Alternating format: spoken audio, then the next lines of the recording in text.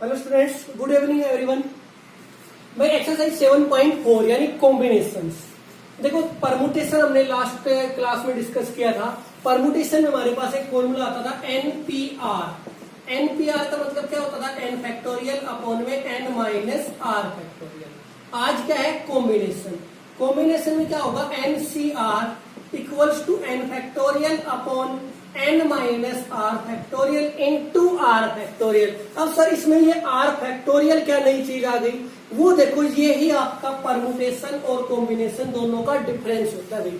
ठीक है, दोनों में डिफरेंस क्या होता है वो समझो। देखो परमुटेशन में क्या होता है कि कुछ चीजें जो एक बार आ गई वो बार बार यूज हो सकती है। जैसे मान लीजिए आपको 1 2 3 का यूज करके कुछ नंबर्स बनाने हैं। क्लियर? मान लीजिए मेरे पास 4 डिजिट है, 1 2 3 4। क्लियर? और आपको कहा गया कि 3 डिजिट के नंबर बनाओ। कितने के? 3 डिजिट के। तो आप क्या बना सकते हैं? 1 2 3 बना सकते हैं, आप 1 3 2 कर सकते हैं, फिर आप 2 3 1 कर सकते हैं, 2 1 3 कर सकते हैं, 3 1 2 कर सकते हैं, 3 2 1 कर सकते हैं। ऐसे ही अब देखो 1 2 3 के पेयर से बना दिए मैंने। इतने नंबर किससे बना दिए? ओनली 1 2 3 का यूज करके। अब 1 2 4 का यूज करके बना सकते हो बहुत सारे। तो इस तरह से परमुटेशन होता है। लेकिन कॉम्बिनेशन क्या कहता है?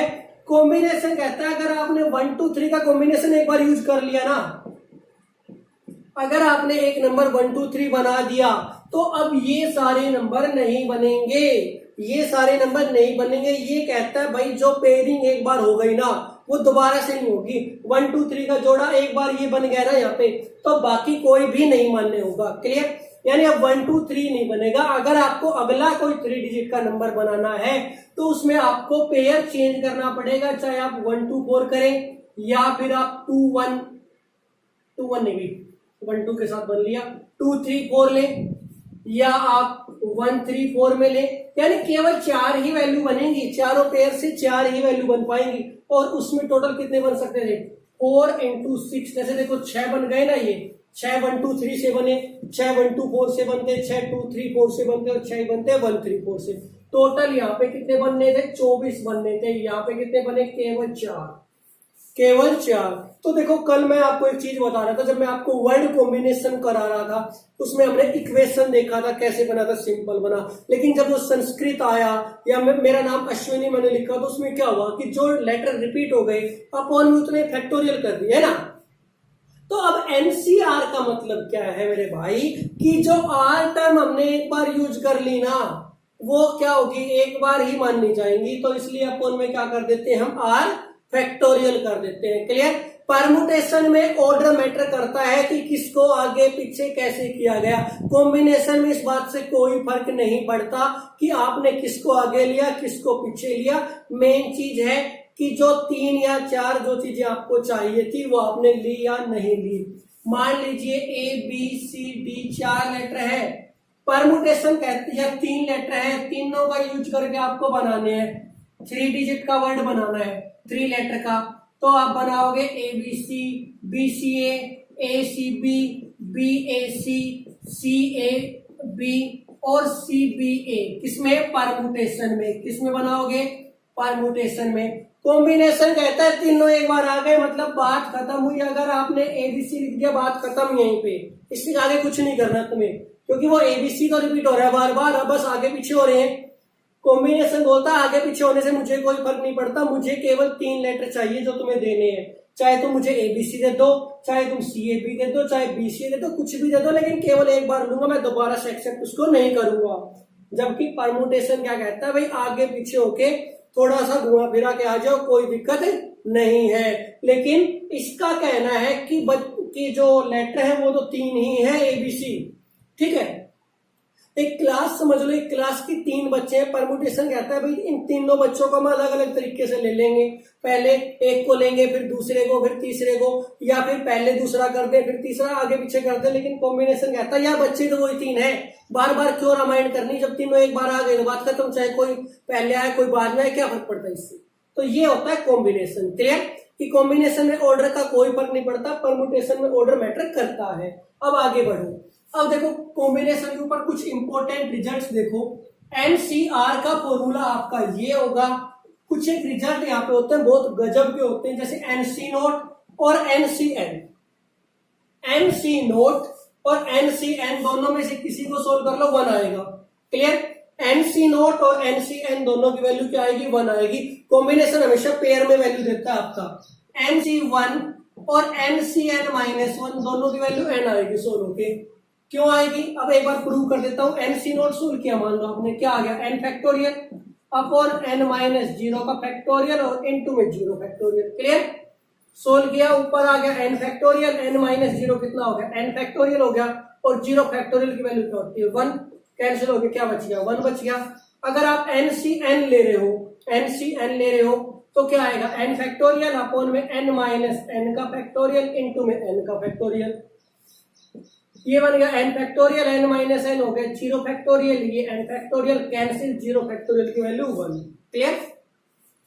एक चीज याद रखो, नीचे जो आर है ना, ये वैल्यू और ये वैल्यू, ये दोनों वैल्यू अगर मिलकर n के इक्वल आ जाती हैं तो दोनों की वैल्यू सेम रहेगी। क्लियर? एन सी नोट और एन सी एन दोनों की वैल्यू क्या आएगी? n के बराबर आ रही है ना, तो 1 हो जाएगा। ऐसी 1 और n माइनस 1 दोनों ऐड होकर क्या बना रहे हैं? n बना रहे हैं, तो दोनों की वैल्यू सेम आएगी, n आएगी। ऐसी एन सी 2 और एन सी एन माइनस 2 की वैल्यू इक्वल आएगी, चाहे कोई भी आए, वो आप फाइंड करते रहना। इन कॉमन मैं कह सकता हूं एन सी आर और N C N minus R दोनों वैल्यू सेम होंगी। क्लियर है? एन सी आर और N C N minus R दोनों वैल्यू क्या आएंगी? सेम आएंगी। चाहे आप एन माइनस आर ले लो, चाहे आप आर ले लो, दोनों जगह से वैल्यू सेम रहेगी। क्लियर? अच्छा, अब आप इसको इस तरह समझ सकते हो। मान लो मैंने tan C3 ले लिया, तो tan C3 की वैल्यू किसके इक्वल होगी भाई? tan C7 के इक्वल होगी। किसके इक्वल होगी? tan C3 की वैल्यू tan C7 के इक्वल होगी, क्योंकि नीचे वाले दोनों का सम ऐड होने के बाद n यानी कि 10 के बराबर आना चाहिए। क्लियर? ऐसे ही मान लो मैंने 12C4 लिख दिया, तो इसकी वैल्यू किसके इक्वल हो जाएगी? 12 में से 4 गया, 8 के इक्वल हो जाएगी। क्लियर? या मैं 5C3 लिखता हूं तो 5C2 के इक्वल हो जाएगा। उम्मीद करता हूं सारा कुछ समझ आ रहा होगा। समझ आ रहा है, अपना ये सब लिख के बताते रहा करो भाई, ठीक है? ऐसे ही आपने 17C11 लिख दिया। अब 17C11 है तो किसके इक्वल हो जाएगा? हाँ भाई, देखो नीचे 11 है तो किसके बराबर आएगा? तो क्या करेंगे? 17 में से 11 माइनस कर दो, क्या आ जाएगा? 6। क्या आ गया भाई? 17C6 आ गया। इतना क्लियर है? हाँ भाई, इतना क्लियर है। चलो नेक्स्ट देखते हैं, अब आगे बढ़ते हैं। नेक्स्ट टॉपिक देखो। तो मैं उम्मीद करता हूं ये सारा आपको समझ में आ गया होगा। अच्छा, इसके अलावा एक और जो इंपॉर्टेंट प्रॉपर्टी होती है, एक तो आपके माइंड में ये आपको ऑलवेज क्लियर रहना चाहिए कि NCR और NCN माइनस आर दोनों इक्वल होते हैं। अच्छा, एक और प्रॉपर्टी देखो, NCR आ गया, मान लीजिए आपके पास क्या आ गया? NCR आ गया, प्लस में NCR माइनस 1 आ गया। देखो क्या आ गया? ऊपर दोनों में n सेम है। देखो ये रिजल्ट है यार, अगर प्रूव करोगे तो टाइम ज्यादा लगता है, इसलिए इनको थ्योरम की तरह या फॉर्मूले की तरह से याद कर लोगे। अगर इस टाइप का क्वेश्चन आएगा जल्दी सोल्व कर लोगे उसको। NCR आ गया, दूसरा क्या आ गया? NCR माइनस 1 आ गया। अब यहाँ पे क्या है भाई? R है, यहाँ पे क्या है? R माइनस 1 है। एक जगह पे R है, दूसरी जगह पे R माइनस 1 है। दोनों कैसी टर्म है? दो कंजेक्यूटिव टर्म है। दोनों कैसी टर्म है? दो कंजेक्यूटिव टर्म है। दोनों दो कंजेक्यूटिव टर्म है तो क्या हो जाएगा? ऊपर जो n है ना, इन दो इसको 1 बढ़ा दो। ऊपर जो n है इसको 1 बढ़ा दो। क्लियर? ऊपर दोनों सेम है, नीचे दोनों R, दो लगातार आने वाली टर्म है, दो कंजेक्यूटिव टर्म है, तो ऊपर से 1 इंक्रीज कर दो, n+1 हो गया। C तो रहेगा ही, और नीचे जो दोनों में जो लार्जेस्ट वैल्यू हो ना वो लिख दो। क्लियर? n+1 CR। क्लियर है? यानी ये समझ लो, मान लो 5 या 10 ले लेता हूं, 10C3 और 10C4 को ऐड कर रहे हो तुम। क्लियर? ऊपर दोनों क्या है? 10 है, नीचे दोनों लगातार आने वाले नंबर है 3 और 4। क्या होगा? ऊपर 1 इंक्रीज कर दो, 11 हो जाएगा। नीचे दोनों में जो लार्जर वैल्यू है वो आ जाएगी। क्लियर? यानी 10C3 प्लस 10C4 क्या बन गया? 11C4 हो जाएगा। क्लियर? ऐसे ही मान लो आपको 12C5 दे दिया और 12C6 दे दिया, तो क्या बन जाएगा भैया? आप लोग खुद करेंगे। क्लियर? ऐसे 11C7 और 11C8 दे दिया तो क्या होगा? 11 में 1 इंक्रीज कर दो, 12 हो गया। नीचे दोनों में जो लार्जर वैल्यू है 8 आ गया। क्लियर है? ये क्वेश्चन आपके लिए है। 13C6 दे दिया, 13C7 दे दिया, क्या बनेगा आप लोग बताओगे? क्लियर? चलो अब एक्सरसाइज की तरफ बढ़ते हैं। क्वेश्चन नंबर 1 देखो भाई क्या कह रहा है। कह रहा है NC8 इक्वल है NC2 के, ठीक है। कह रहा है उसके बाद क्या करना है, फाइंड करो NC2। NC2 तो बाद में फाइंड करोगे, पहले तो क्या करोगे, n की वैल्यू फाइंड करनी पड़ेगी। हाँ भाई क्या है n की वैल्यू, थोड़ी देर पहले बताया था ना कि दो वैल्यू अगर इक्वल होती है तो इन दोनों का सम किसके बराबर होगा, n के बराबर होगा। तो n इक्वल टू किसको हो जाएगा, 8 प्लस 2 कितना आ गया, 10 आ गया। तो क्या फाइंड करना है, NC2। NC2 का मतलब 10C2। 10C2 चलो मैं करा ही देता हूँ, 10 फैक्टोरियल हो गया अपॉन में 10 माइनस 2 का फैक्टोरियल इंटू 2 का फैक्टोरियल, सोल्व कर लेना 45 आंसर आएगा। क्लियर। क्वेश्चन नंबर सेकंड में दो पार्ट है, पहला पार्ट देख लो क्या कह रहा है यहाँ पे ये बोल रहा है 2NC2 ratio NC2 equals to किसके है भाई, 12 रेशियो 1 के। किसके है, 12 रेशियो 1 के। कह रहा है find the value of n। किसकी वैल्यू फाइंड करनी है, n की करनी है। तो क्या आएगा, सिंपल ले लो, 2NC2 का मतलब 2n का फैक्टोरियल अपॉन में 2n माइनस 2 का फैक्टोरियल और इनटू में 2 का फैक्टोरियल। इसके अपॉन में कौन आएगा, NC2 यानी n factorial upon n minus 2 का फैक्टोरियल इक्वल्स टू है 12 अपॉन 1। सोल्व करोगे क्या आ जाएगा भाई, 2n का फैक्टोरियल अपॉन, एक काम करो 2n फैक्टोरियल को एक्सपेंड कर लेते हैं। सबसे पहले क्या है, 2n है, इसके बाद क्या आएगा 2n माइनस 1 आएगा, फिर क्या आएगा 2n माइनस 2 का फैक्टोरियल। नीचे क्या है 2n माइनस 2 का फैक्टोरियल इंटू 2 फैक्टोरियल। अच्छा इधर अपॉन में 2 फैक्टोरियल हो रहा है भाई। इंटू में क्या आएगा, इसको ऊपर ले जाओ पलट जाएगा, 2 फैक्टोरियल ऊपर चला गया और इंटू में n माइनस 2 फैक्टोरियल भी चला गया, अपॉन में क्या आएगा n का फैक्टोरियल। अब n फैक्टोरियल की वैल्यू क्या करेंगे, कहां तक एक्सपेंड करेंगे, n माइनस 2 तक करेंगे। तो n हो गया n माइनस 1 हो गया न माइनस 2 का फैक्टोरियल हो गया। क्लियर है, इक्वल्स टू किसका आ गया 12 अपॉन 1। जो कैंसिल हो रहे हैं वो कैंसिल कर दो। हो रहा है कुछ कैंसिल, ये दोनों कट रहे हैं, ये दोनों कट रहे हैं और ये दोनों कट रहे हैं। क्लियर, जो कैंसिल हो रहे सारे कर दिए। इसके अलावा n से ये n कट रहा है, राइट। अब ऊपर क्या बच गया, 2 बच गया, 2 6 12 भी कट गया। क्लियर। अब देखो ऊपर क्या क्या बच गया, सिंपल 2n माइनस 1, केवल 2n माइनस 1 बच गया। अपॉन में क्या बच गया n माइनस 1 और इक्वल टू किसके है 6 के, क्रॉस मल्टीप्लाई कर दो, ये आ गया भाई 2n minus 1 equal to 6n minus 6, यही आ गया 2n minus 1 equal to 6n minus 6। इनको एक साइड ले लो तो 6n minus 2n equal to minus 1 plus 6, यही आ रहा है।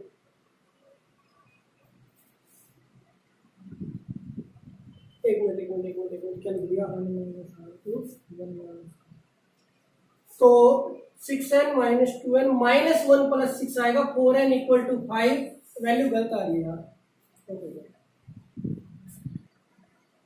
तो भाई ये आपका आ गया 4n इक्वल टू 5। n की वैल्यू क्या आ रही है 5 अपॉन 4 आ रही है, यानी इसका मतलब क्या हुआ, n एक होल नंबर या n एक नेचुरल नंबर नहीं आया, तो इसका मतलब n की ये वैल्यू नहीं हो सकती। तो भाई इस तरह का एक क्वेश्चन अगर आता है तो शायद मेरे ख्याल से बुक में ये मिसप्रिंट है, एक बार आप लोग चेक कर लेना। 2nc3 यहाँ पर ही होगा, 2nc3 अगर 3 करता हूं तो क्या आएगा भाई, यहाँ पे 3 का फैक्टोरियल हो जाएगा, ये आपका 3 हो जाएगा, ये 3 और ये 3 हो जाएगा।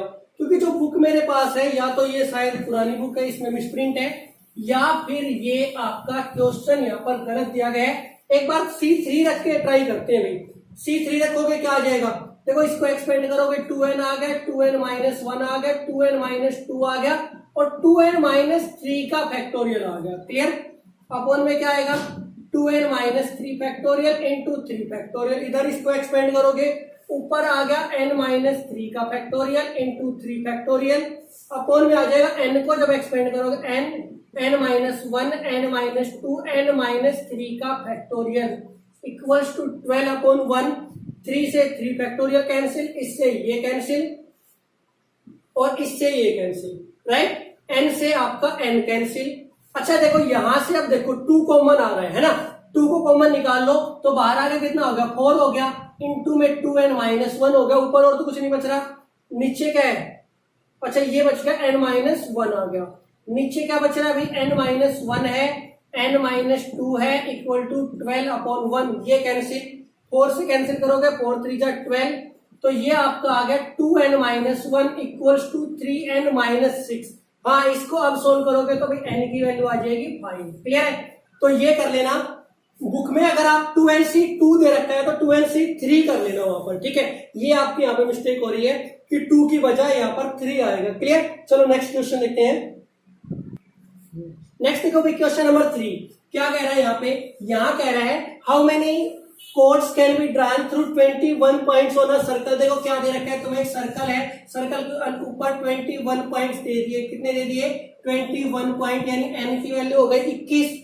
क्लियर? कह रहा है how many codes can be drawn. अब कोड क्या होती है? एक लाइन तो होती है यार सर्कल में, एक पॉइंट से दूसरे पॉइंट तक खींची गई कोई एक लाइन होती है कि नहीं। अब कोड ड्रॉ करनी है तो कोड ड्रॉ करने के लिए कितने पॉइंट रिक्वायर्ड है हमें? 2 पॉइंट। कितने रिक्वायर है?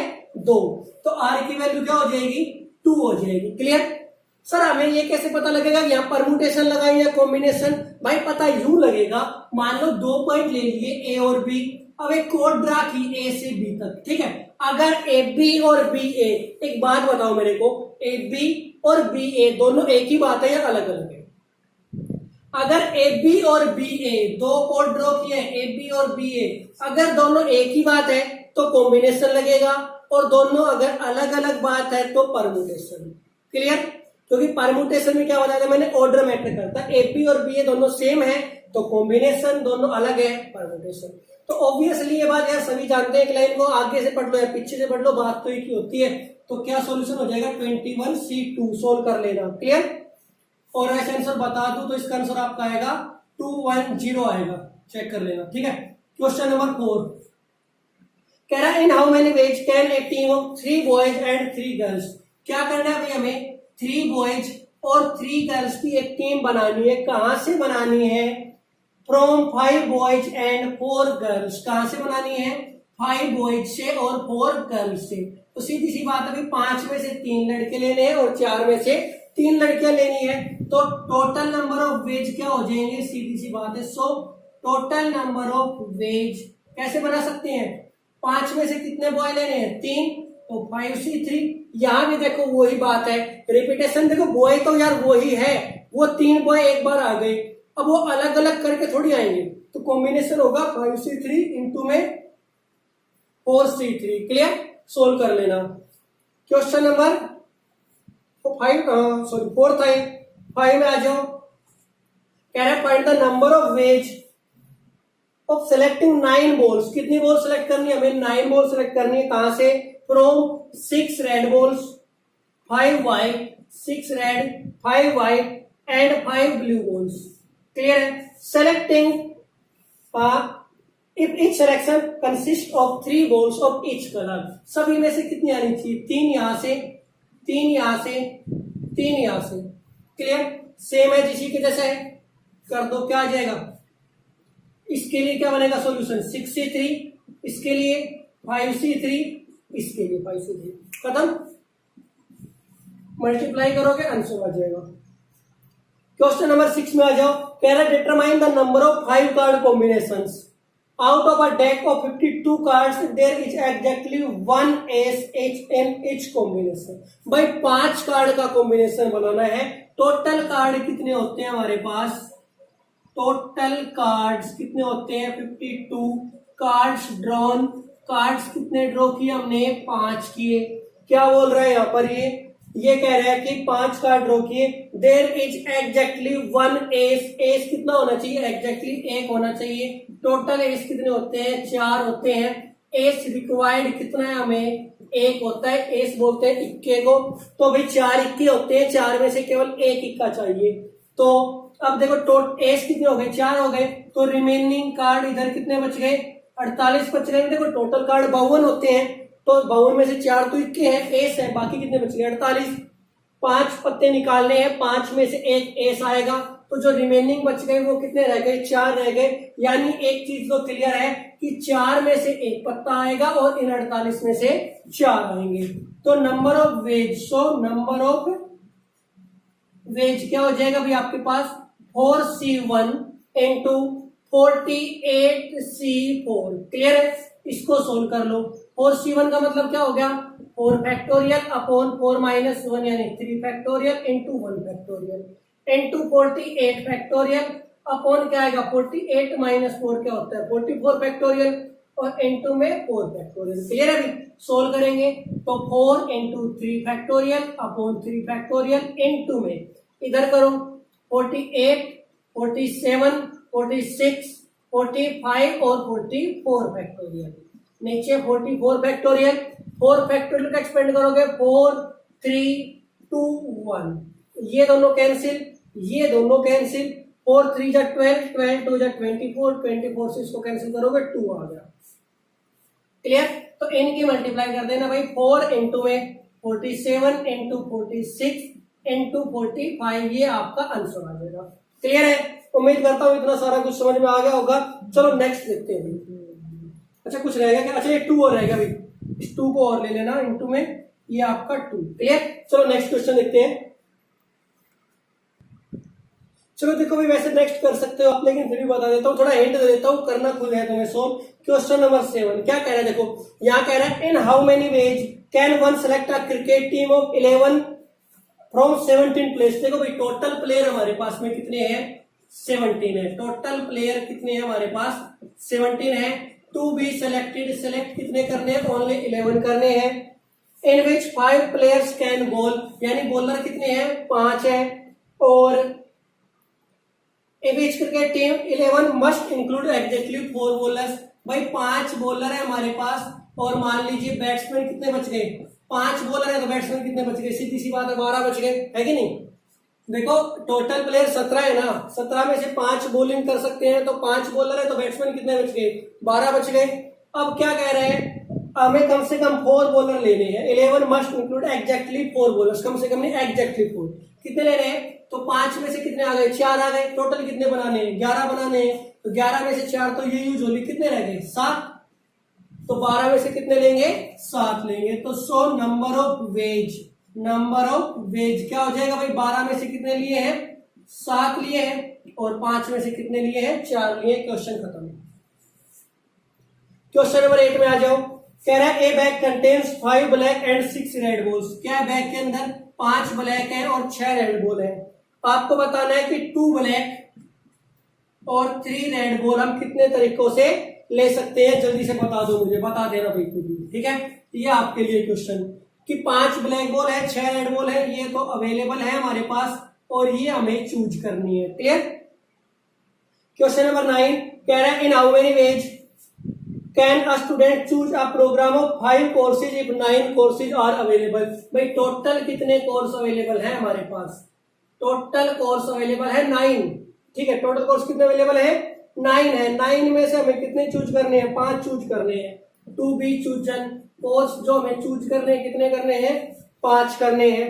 And 2 specific courses are compulsory for each student. भाई 2 कोर्स ऐसे हैं जो सभी के लिए कंपल्सरी हैं, तो 2 कोर्स में तो कोई ऑप्शन है ही नहीं मेरे भाई, तो 2 तो यहां से कम कर दो, कितने रह गए 7, 2 यहां से कम कर दो, कितने रह गए 3।